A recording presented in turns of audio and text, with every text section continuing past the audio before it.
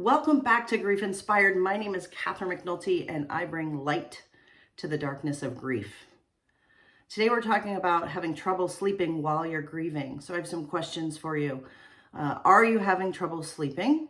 Do you have trouble falling asleep? Or do you fall asleep but then wake up in the middle of the night and you can't go back to sleep? Are you having dreams of your loved one that disrupts your sleep? If so, this video is for you. And I can't emphasize enough that getting good quality sleep as you're grieving is not a nice to have. It is truly a necessity. So you really, if you're in the position where you are struggling, it's important to try some of the things that I'm going to suggest in this video to really help you so that you can get the rest that you need. So first is why are you having trouble sleeping? Well, first of all, we need to acknowledge that grief is very disruptive to your sleep. What has happened, the loss of someone close to you is it's a traumatic experience. It causes trauma. I always say that. It's mentally disruptive. Your mind is trying to make sense of everything that did happen. There may be concerns about what's going to happen, how things are changing. And so all of these things disrupt your sleep and in general, just make your mind more active. And so you can have trouble sort of just calming your mind. I talk in a lot of my videos about rumination, and I'm sure you know what that's about. That's the replaying of all the events that happened in your head. And it's the replaying over and over again, or trying new scenarios, or saying, well, what if I had done this? If I had done this, would the outcome be different? This is a normal part of the grieving process, but it makes your mind very, very active, and it disrupts your sleep. The other thing is that grief, like I said before, creates a lot of change, and the change that's created can really give you a lot of fear and anxiety. Just not knowing your life, if your life has changed significantly because maybe you were with that person every day, and now they're not there. Or if your living situation needs to change, or if your job, your income needs to change, if you need to find new sources of income, if you have a lot to deal with, maybe with, paperwork and things that happen, all of these things are really disruptive, and they create a lot of change. They can create fear and anxiety, and really leave you with some troublesome thoughts, and that can prevent you from sleeping. Now, I've had a lot of people tell me about dreaming of their loved one, and they wake up and they're really sort of, taken aback because they've had this dream. Again, your mind is processing what happened, and so the replaying of events, the things that come in your dreams, this is all your mind's way of helping you come to terms with what has happened. If there's things that you still need to work through, sometimes they will present themselves in dreams, or if you're just missing the person that you love so much, they're on the top of your mind. So it wouldn't be surprising that they show up in your dreams. And the thing that's really interesting is if you do struggle having sleep, and I know you probably know what I'm talking about, where you start worrying that you're not sleeping, and the worrying about not sleeping makes sleeping even more difficult. Does that make sense? When I was thinking about this, it's like, have you ever been with, a small child that gets overtired, right? You have this window where it's time where they can sleep, but if they get overtired, it's even more difficult to get them to sleep. And so a lot of the clients that I speak with, they get into this cycle where they're physically drained and overtired, and that can make sleep even more difficult, right? So what do we do about all of that, and what does this mean? Well, I think the two overarching things are that you can't fall asleep if you can't relax. You need to find a way to relax your body. And so what I want to encourage you to do is shift your focus. Shift your focus from I need to sleep, I need to sleep, I need to sleep, to I just want to relax. I just want to relax. And the second thing is that you can't fall asleep if you can't quiet your mind. If your mind is so active, your body just cannot relax and you can't fall asleep. So again, we're shifting the focus from worrying about not being able to get to sleep, not being able to relax, not being able to calm your mind, to what are some things that I can do to calm my mind? And I want to, you're thinking about relaxation, you're thinking about feeling relaxed, you're thinking about calming your mind. So that's where you want to shift your focus. So what are some ways that you can calm your mind? Now, I'm sure you've probably by now looked for ways on the internet here to help you sleep. So I'm not going to go through a ton of those, but what I do want to emphasize is that the preparation for sleep and the consistent routine around sleep is really what's most important. So creating a consistent nighttime routine for yourself is helping to train your mind that it's time to wind down, it's time to relax, it's time to calm your mind, and then fall asleep. So I shouldn't have to tell you, stop watching TV a couple of hours before you want to go to bed, put your electronics away, any light in the room, you want it to be as dark as possible. And then you want to create a routine that's gonna prepare you for sleep, to start winding down your body. And so you can create whatever routine it is that you want. So I have a couple that I put together that you can use, or you can create your own. Things that I used to do, take a lavender bath, do 10 or 15 minutes of what's called restorative yoga, light yoga, stretching, nothing super physical, but just it's a signal to your mind that you're starting to calm down. Dimming the lights in the room, starting to have it be less bright will help. And then I would read a book at the end of the night. So that's a routine. The bath, the yoga, the dimming the lights, and reading a book. That would be a routine that you could try every night. And as you do it consistently and routinely, once you start drawing that bath, your mind starts saying, okay, it's time to start winding down. It's time to prepare for sleep.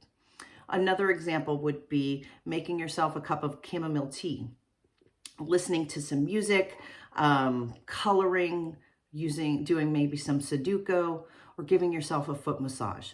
Those kind of things, if you do them routinely over time and consistently, will help trigger your mind and your body that it's time to sleep. Another option would be taking a shower, taking a nice warm shower where you can start to relax. You can write in the journal, you can write in my grief journal, or just jot some thoughts down. You can listen to some music. You can try some of the breathing exercises. I talk a lot about this 4-7-8 breathing from Andrew Weil. These type of exercises, the breathing is again signaling your mind and your body to start to relax. And again, I can't emphasize enough that you want to make sure that your sleep environment is good. Sleeping on the couch while you have a TV flashing in your face is not helpful. Typically, it's not always comfortable either, right? So make sure you have a comfortable spot, preferably in a bed, in a room that's cool, in a room that's dark. Even the smallest amount of light streaming in through the window and landing on anywhere on your body can really be disruptive to sleep. So the darker you can get it, the better. Making sure that you are in bed and ready to drift off to sleep by 10 p.m. There's some, your sleep cycle is very, very important. So if you stay up too late or go to bed too early, it can disrupt the rhythm of your sleep cycle. So they say that the best time to be in bed ready for sleep is 10 p.m. So we talked about that. So what are the other things that you can do in your environment when you're ready? So that was the preparation for getting ready to sleep. But what can you do sort of as you're going to sleep? And again, I can't emphasize enough being comfortable in your bed. It's better if the room's cool, and then you can have warm blankets. I even have some of the weighted blankets. A weighted blanket can be really soothing in the evening time. Lots of people enjoy sound machines where you're just putting some sound in the background. that helps. It can be either just what's called white noise. It can be other types of music, or just some general, rain sounds, those kind of things. I very much promote and use essential oils. It is very well documented that particular essential oils can be very grounding, can invoke feelings of relaxation. So everybody knows about lavender. It's become very popular lately. It does help you sleep. If you have any type of anxiety, frankincense is one of the most amazing oils that has saved my life. I'll have links below if you want to know where and how to get the best quality of those. CBD oil has become popular. I have actually a lavender CBD oil, so combining the two is really useful. And I recently found another one called Rutavala, and I don't know if I said that correctly, but it's Rutavala, that is similar to a muscle relaxant. And so I've been trying that out to see how that works. Now, it smells completely horrible because it is an oil from a plant. But what I do is I put it on my feet. So it's away from my senses. But it definitely does work. It definitely does invoke muscle relaxant type feelings. And it is all natural, so it's not anything drugs. But anyways, essential oils, different ones can trigger feelings of relaxation. If you want to talk more about those, if you have more questions about those, let me know. I could do another video exclusively on those if you think that would be helpful. A lot of people use melatonin. You have to take melatonin at least 2 or more hours before you fall asleep. So maybe at the beginning of your sleep preparation, right? That could be taking a melatonin if you've used that, if you like it. The only caveat is that melatonin will raise your blood sugar, and it's not great for people with hypertension. So just keep that in mind. And then lastly, I think that the thing that has always helped me the most is doing guided meditations with headphones. So there is something dramatically different about listening to a sound machine in the room, and this is for me, right? So where the sounds are in the room versus having them right within my ears, right? So you can get headphones that are specifically designed for sleep. I have one that's a little bit like a headband, that's, so it's comfortable while you're sleeping. And that way I can have guided meditations right in my ears. And what I like about guided meditations is that it not only relaxes you and calms you, but it gives your mind something else to think about. So you're really just listening, and then you're thinking about what's being said in the guided meditation. And so I think that works really well. And that's what I still use it to help me sleep. But again, what we're looking for and what you're looking for is, if you're having trouble sleeping, is what are the ways that, how can you relax and how can you calm your mind? You can even think back to times when, when were you really relaxed? What was it that made you feel really relaxed? Do those types of things. But it's the consistent routine that's important. So when you start to try something and you find something that you like, doing it consistently, doing it routinely, triggers your mind, triggers your body that, hey, it's time to sleep.